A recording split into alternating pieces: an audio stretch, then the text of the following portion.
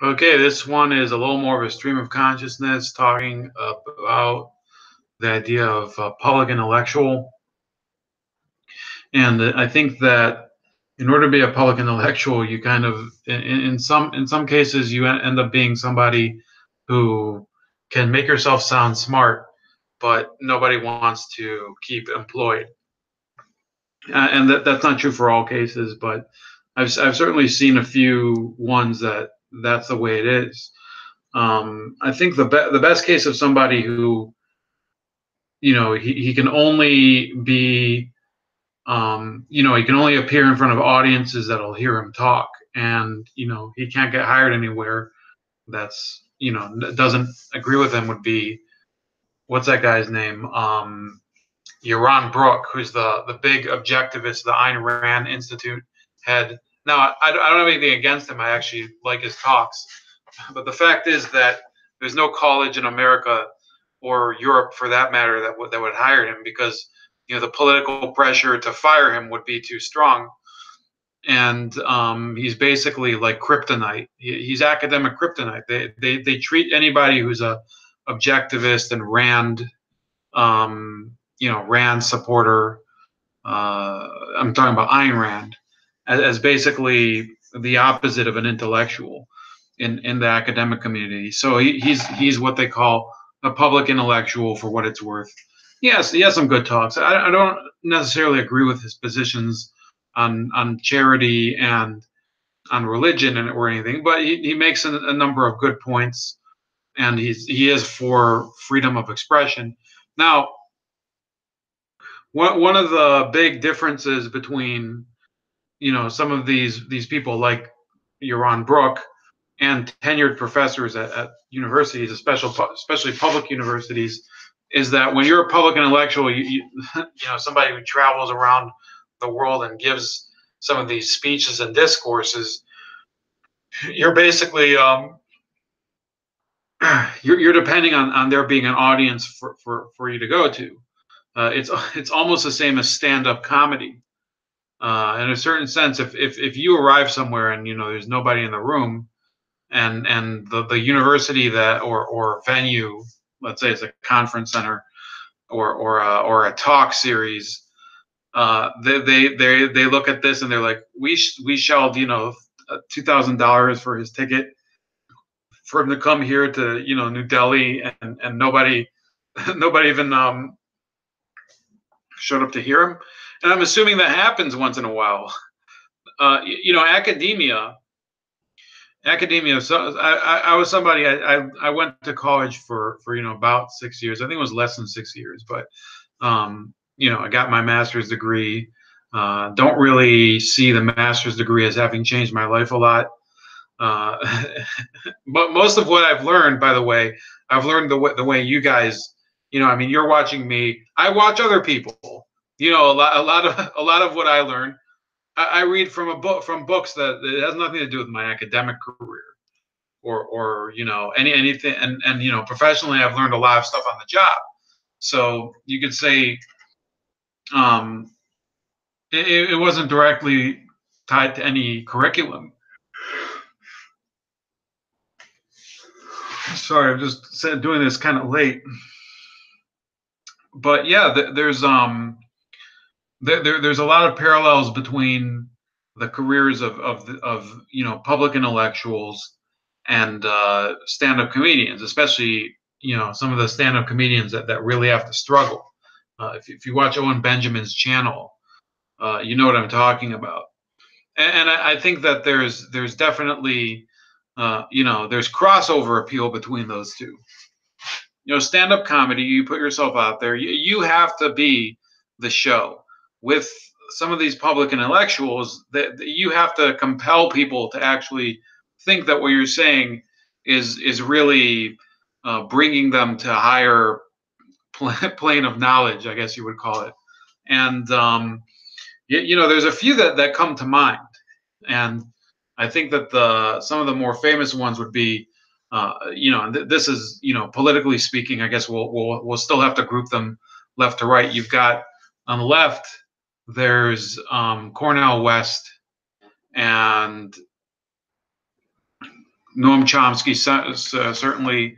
You have Finkelstein. You also have, who was the other person I was thinking of? Slavoj Zizek. And then on the right, you would probably have Charles Murray and Jordan Peterson. Ben Shapiro also now. And then there's Charlie Kirk. There's a growing group of public intellectuals on the right that don't really come from academia, and it's understandable. James O'Keefe could be considered one if you're talking about the schools of journalism. You know, they all have kind of an importance there, and it's not like I look at all of them as role models. If you're talking about the ones on the right, they all have some very interesting takes on life. I'd say probably the right wing or any of all these so-called public intellectuals that I admire, I'd say Bob Spencer has got to be, one of the real titans. And it's not.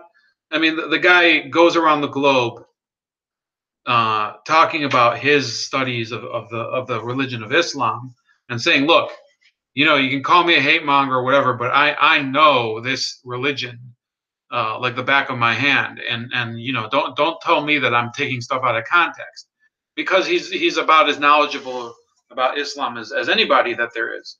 Now that doesn't mean he's right about everything. You don't just because you follow and admire somebody who has some of these ideas doesn't mean that you basically take their word as gospel. And I don't think that's an intention. I don't think that's Bob Spencer's intention. I also don't think it's Cornel West's intention. I don't think. I mean, maybe I'm wrong, but Cornel West, as somebody who he's been he's been an instructor or teacher for decades now. I believe he at one point he started out at Princeton, then he went to Harvard, then he went back to Princeton, and a lot of it was due to money. But I'm sure that he doesn't really believe that the only way to approach life is the way he does. But if he does, then I think that's a pretty dangerous ideology. And once again, I may not be as up to speed on the Cornel West school of thought as some of you might be, because now here we get to the point that public intellectuals, in many cases, they become almost popular movements that they end up being not much about actual academic research and more about people just shit posting memes about their favorite professor, public intellectual, whatever you want to call it. And it certainly happened with Noam Chomsky. I remember one time I was on a dating website, and this one who she finally answered. She started asking me what were my thoughts on Chomsky. I'm like, the fuck do I care about Chomsky? The guy, I don't like anything he says. The guy, and at the time I didn't really care. Politically I've never agreed with him. But if some dude wrote a book 30 years ago about stuff that I never cared about, no, I'm not going to just humor somebody that I'm a huge fan of this person and then have to hear them talk about them nonstop. And that's the way it works with public intellectuals. It works. By the way, Chomsky, for those of you that think I'm just beating up on him, he had a very important book. I think it was in '88. It was published. I was just reading a little about it. I don't think I'm going to read the book, because if he writes as boring as he talks, I don't care if I sound like an idiot. I'm not. I don't think I'm going to read it. Maybe I'll go look if it's in the library. I'll flip through it for a couple minutes, because I'm not going to put myself through, reading a whole book of Chomsky.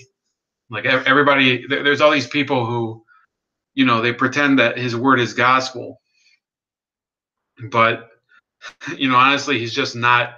He's a very boring, very wacky guy. You hear him talk. He says, "We're in the worst danger that we've ever been before." Let me see if I can imitate him. At the Republican Party, they kind of put us in this awful situation, and then there's there's little we can do, and we're basically headed towards total world uh, destruction, usually a short destruction or whatever. That's Noam Chomsky, and people worship the ground he walks on. It's the same, but manufacturing consent, very important book that he wrote, and I think I saw it was with co-author Ed Herman. And yeah, he did put together a compelling case of how mass media does control and promote certain ideas that make it money. And this was I think it was ahead of its time. So even Noam Chomsky, who I'm not really a fan of, you do have to give him credit where credit's due. He brought to the attention of some people some of the realities of consumer media. Okay, and for that, I guess he'll always be remembered. Now, a lot of his other works weren't that important. A lot of his other works were. I mean, remember, he's a linguistics professor, I think at MIT or something. Let me see here. Yeah, I mean, where is he now? He is at. Well, yeah, MIT and the University of Arizona. Go figure. But in any case, yeah, there's him, and by the same token, there's a lot of people obsessed with Jordan Peterson, and I just ordered his book because I didn't want to check it out, but look, Jordan Peterson's whole thing is about having independence of thought and variety of opinions and whatever. That's what I do like his talks. He had a great discussion one time with Camille Paglia, another public intellectual, Camille Paglia, and they were both talking about how basically postmodernism had ruined a lot of the aspects of society that they'd grown up with. It did have a little bit of the flavor of these old people that the postmodernists took everything that we found good and decent about society or whatever, but they did. I mean, it was kind of endearing. It was bizarre because here's this this Canadian dude, and they were in like a sunny kitchen. The camera angles were fantastic. It was riveting. You actually couldn't take your eye off of them. And across from him is this also this older feminist lesbian who she's talking about how the women did have power back in the day or something. It didn't totally, to be honest with you, it didn't totally make sense. It didn't totally make sense, but they do make for good conversation. A lot of the reason that Peterson is doing so well, by the way, not that his ideas are bad, but he's a great marketer.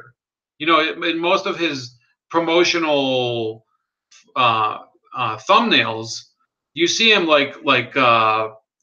having fun with the people around him who are usually in their teens and 20s or whatever, just and not as one of those creepy old dudes that's at the party. He's basically, his whole bag is that he's a clinical psychologist that helps people get over their maturity issues, and that's a very marketable tool. So I'm not trying to use this video to bash the idea of becoming a public intellectual. I mean, it if it was such a bad idea, why are any of us morons on YouTube anyway? I mean, Sargon of Akkad pretty much turned it into his whole thing was they're being mean to me because I like playing video games.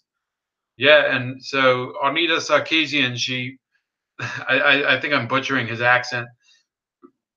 Anita Sarkeesian, she's so mean, and she starts scrutinizing me as some sort of sexist pig because I want to play video games.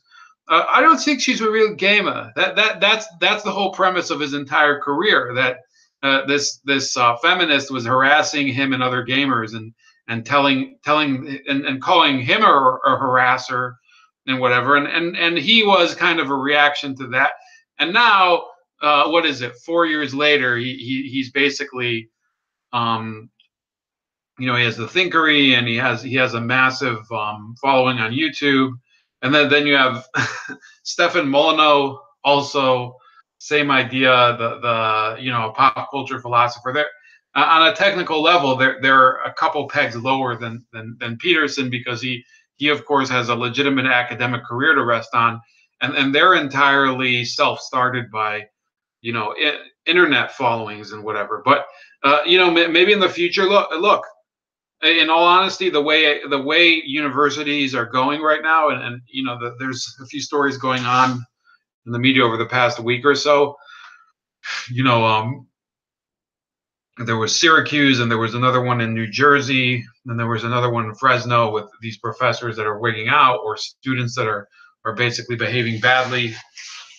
It could be that in 10 years time or something, being a tenured professor, it could take even less. I mean, look at the way it's going. Being a tenured professor will actually be not nearly as good as being one of these YouTube independent creators.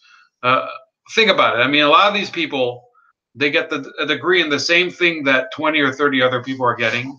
Most of it is about how to preach to people about things that are wrong with society that you don't have a solution to. So, it leaves you qualified for very little. On the other hand, a lot of people get into the YouTube thing. They have what's the guy's name? Dave Cullen, Computing Forever.